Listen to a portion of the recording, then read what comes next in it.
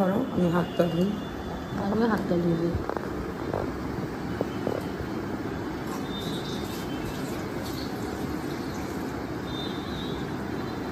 Good evening. আজকে সারাদিন করে ব্লগ করিনি, আজকে ব্লগটা শুরু করছি ঠিক এখন থেকে। এখন বাজে ঘড়িতে 5:30।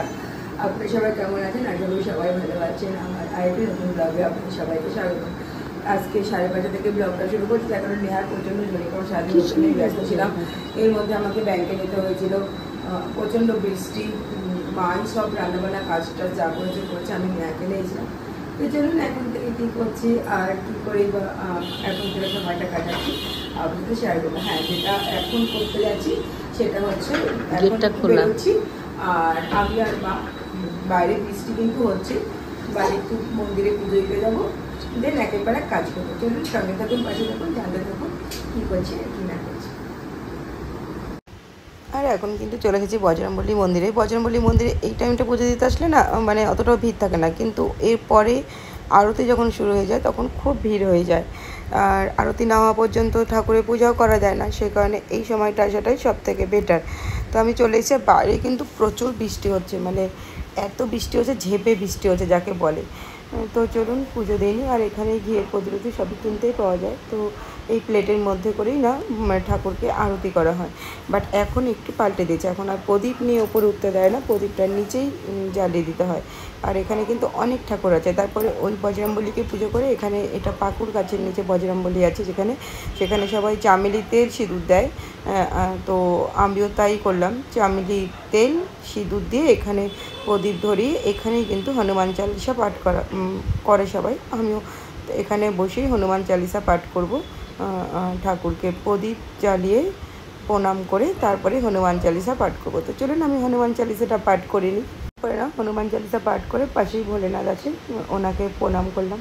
আর এখানে ভোলেনাথকে না সবাই জল দেয়, কিন্তু আমি তো খেয়ে থাকেও সবাই জল দেয়, বাট আমি দেই না, মন থেকে আসে না, যাই হোক।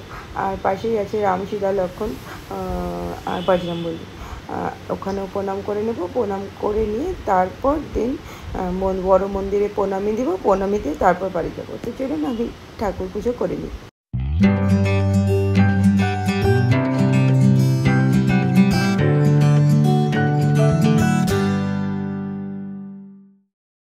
আর এখন থেকেই কিন্তু এক এক করে সবাই আসতে আরম্ভ করলো। ব্যাস একটু পরেই মানে পুরো মন্দির কিন্তু একদম ভরে যাবে। তারপরে সবাই গান টান করবে। আমাদের পুজো দেওয়া হয়ে গিয়েছে, টোটো পেয়ে গিয়েছি, এখন যাচ্ছি চিত্তরঞ্জন মার্কেটে। ওখানে জগন্নাথ বলরাম জামা নেবো 3টে, আর একটু ফুলের মালা নেবো, নেহা একটু জিলিপি নিতে বলেছে, ওটা নেবো, আর ঠাকুরের ভোগ টোগ যা লাগে নেবো, নিয়ে বাড়ি চলে যাবো। তো চলুন এগুলো নিয়ে।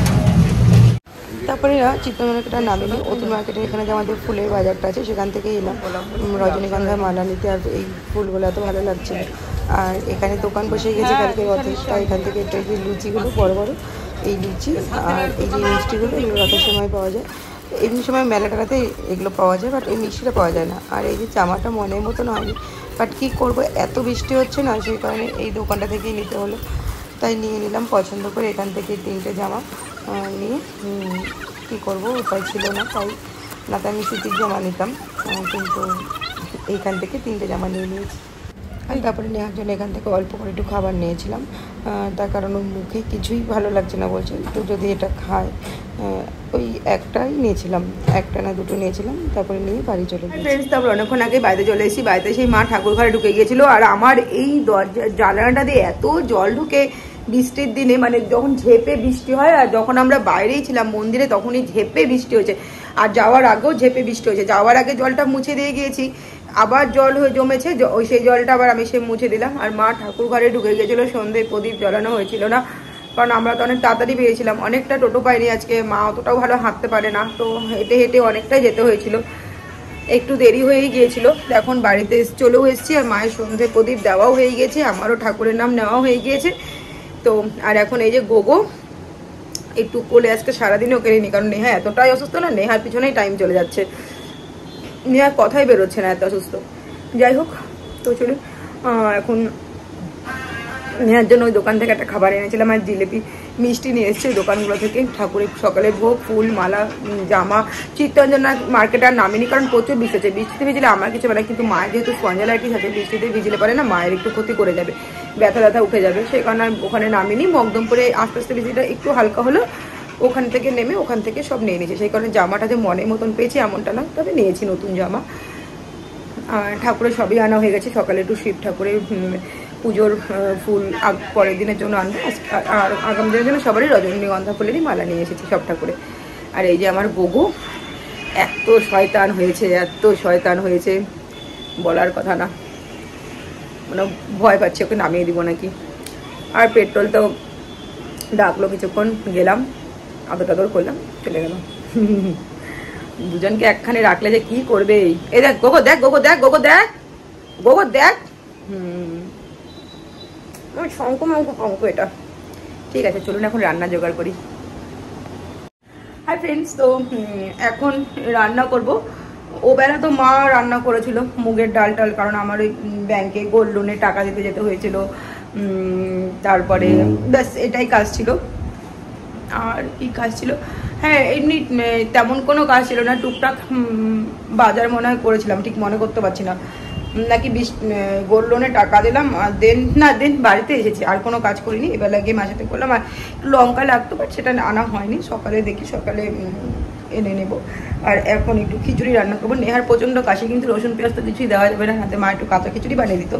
আলু সেদ্ধ করবো এক্সট্রা করে, যেটা শুকনো লঙ্কা দিয়ে একটু মাখবো, আর খিচুড়ি বানিয়ে নেবো। আতপ চালেরও খিচুড়ি বানাবো, নর্মাল চালেরই খিচুড়ি বানাবো। তো চলুন ওদের সাথে শেয়ার করে দিই। এই যে এখানে আলু কাটা আছে, এটা সেদ্ধই দেবো। নিচে না আদা কাটা আছে, আদাটা একটু মানে ইয়ে করে নেবো, কুচিয়ে নেবো। এর নিচেই আদা কাটা রয়েছে, এই যে এরকম ছোট ছোট টুকরো আদা কাটা আছে। এখানে লঙ্কা রাখা আছে, এটা মুগের ডাল আছে। মুগের ডালটাও আজকে আর ভাজিনি, এক সেকেন্ড ক্যামেরাটা না ইয়ে হয়ে আছে, ঘোলা হয়ে আছে। তো এখানে মুগের ডাল আছে, মুগের ডালটা ভাজিনি, কাঁচা মুগ ডালই করে নেবো। আর এই যেখানে চাল, কারণ প্রথম ভাত ফুটে আসলে গোগো আর পেট্রোলের জন্য ভাত তুলতে হবে, তাই চালের পরিমাণটা বেশি আছে। আর এই যে আলুটা সেদ্ধ দেবো, আলুটা সেদ্ধ দিয়ে মাখবো। খিচুড়ি, আলু সেদ্ধ, পাঁপড় ভাজা। আর একটু পাঁপড় ভাজা করবো, দেখি আগামী দিন তো রথ আছে, পাঁপড় ভাজা তো খেতেই হবে, এটা তো মানে রুলস। আর আজকে রাতে একটু পাঁপড় ভাজা করবো। মা আসার পর থেকে বলছে পাঁপড় ভাজতে, কিন্তু পাঁপড় ভাজা না আমিও খুব একটা যে ভালোবাসি এমনটা না, বা নেহাও যে খুব একটা ভালোবাসি এমনটা না, বাট দিলে ঠিক আছে, বাট ভেজে খাবো এতটা আমাদের ইয়ে নেই, যে পাঁপড় ভালো লাগে না খুব একটা, তো সেই কারণে খাওয়াও হয় না। চলুন রান্নাটা এবার বসিয়ে দিই। আর এই যে হাঁড়িতে কিন্তু আমি অলরেডি জল বসেছি, খিচুড়িটা হাঁড়িতেই বানাবো। আর এখন এই যে সরষের তেল একটু দিয়ে দিচ্ছি।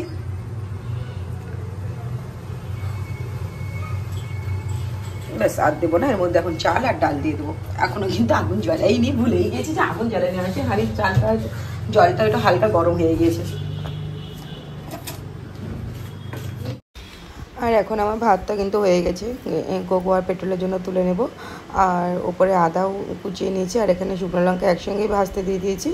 ভেজে কিছুটা আলু সেদ্ধর জন্য তুলে নেব, আর কিছুটা খিচুড়ি দিয়ে দেবো। বেশি ঝাল করব না, কারণ ওনাতে শুকনো লঙ্কা দেবো, পেটে ঝাল লাগতে পারে নেহার, আর এমনিতে আলু সেদ্ধতে আবার খাবে, তাই বেশি লঙ্কা দিয়ে করব না। ওখান থেকে 2-3টে লঙ্কা আবার সরিয়েও রাখবো আমি।